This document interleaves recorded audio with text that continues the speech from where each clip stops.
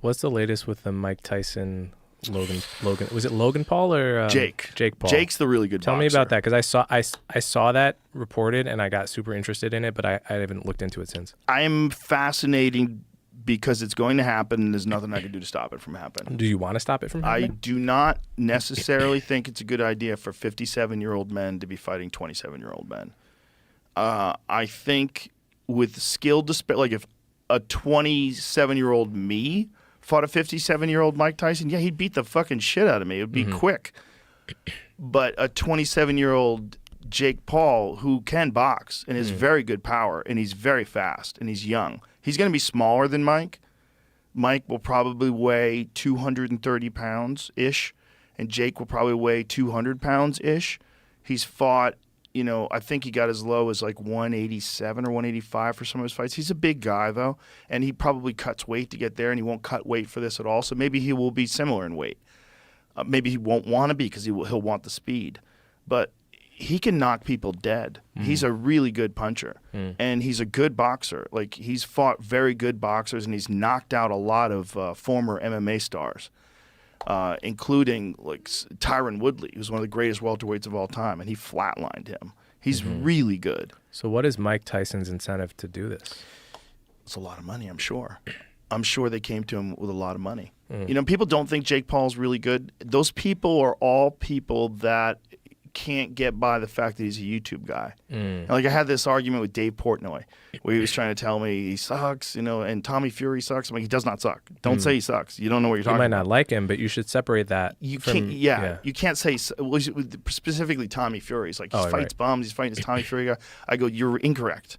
As a person who understands combat sports, this guy's very skilled. He's very skilled. He's a very elite boxer. Like, I'm watching the combinations he throws, his movement, the way he steps and sets up shots, the way he's countering. He's a very high-level boxer. He's a real professional caliber boxer. And Jake Paul, that was his first loss. But it was a close loss. So Jake Paul's a really good boxer, and he knocks a lot of people unconscious. And if he wasn't Jake Paul, the YouTube guy, just this wild kid coming up in the middleweight ranks or the light heavyweight ranks or whatever, cruiserweight I guess he's in, you would go, holy shit, look at this guy. This guy's fun. He's wild. He wears all this flashy jewelry. He's got crazy tattoos everywhere, and he knocks people unconscious. And he's knocked a bunch of former MMA champions unconscious. Wow. Knocked Ben Askren unconscious, which is, Ben Askren was not really a striker, but the point is, like, Nate Simmons, that basketball player, did you see that fight? No. Oh my God, dude. This is when I was telling people, I'm like, hey man, he can fight. Like, really fight. I know Nate is a basketball player and he's like really athletic and probably out of his element in a boxing match, but he took it because he really believes in himself. But Jake Paul is actually a better boxer. But watch what he does, the way he does it, the way he lands these shots. These are real punches that like elite caliber of technique. Like, he's got the thing. First of all, he's got one punch knockout power, which is odd. It's an odd thing to have. Not everybody gets it. So you could go like some of the greats, like Julio Cesar Chavez, one of the greatest of all time, did not have one punch knockout power. Would beat you down slowly but surely with a barrage of punches, just constantly moving, perfectly placed combinations. But he would wear your ass down over 3, 4, 5 rounds, and eventually you just crumble over the weight of the blows. You can't hit him; he's destroying you. Mike Tyson's a one-punch killer. Deontay Wilder's the greatest one-puncher of all time. Do you think Tyson is such a genetic freak that his 57 may not have declined from his prime as much as a normal person?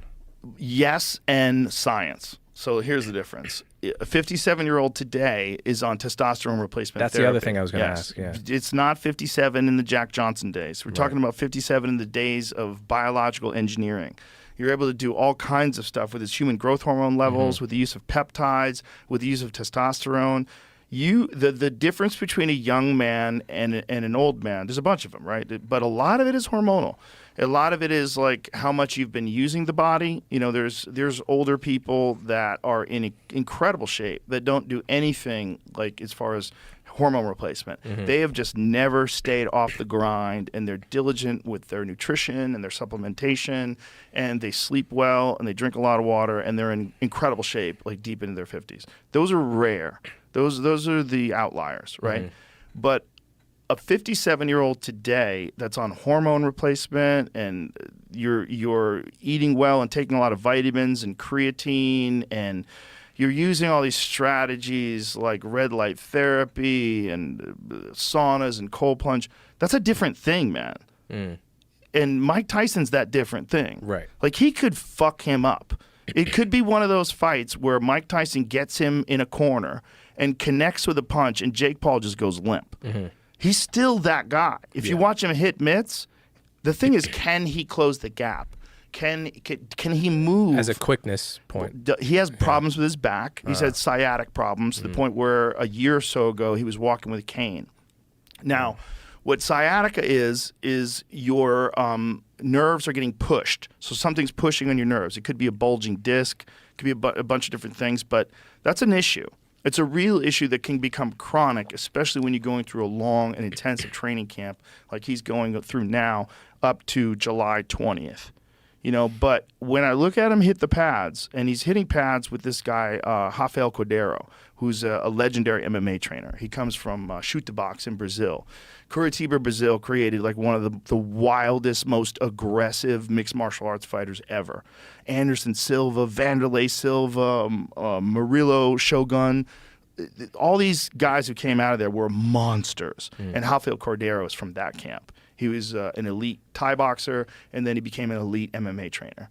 And so he's the guy working with Mike Tyson. And so he's holding mitts with Mike Tyson, and Mike Tyson is smashing those mitts. That's what I saw in that So this video, is like right now, 57-year-olds. See if you can find some of that. Not the older stuff, but the newer stuff. It's because it's on his Instagram.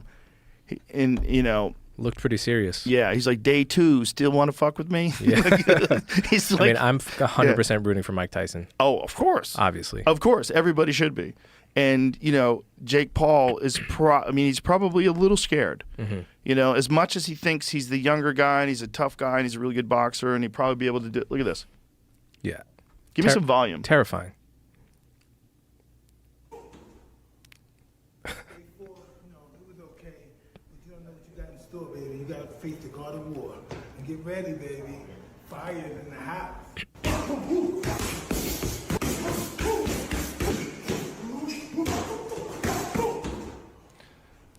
That's still Mike Tyson. Yeah, that's still what I see That's in my still nightmares. and that is a guy who's on testosterone. That's a Yeah. guy who's on human growth hormone. Gotta be, right? Gotta be. Yeah.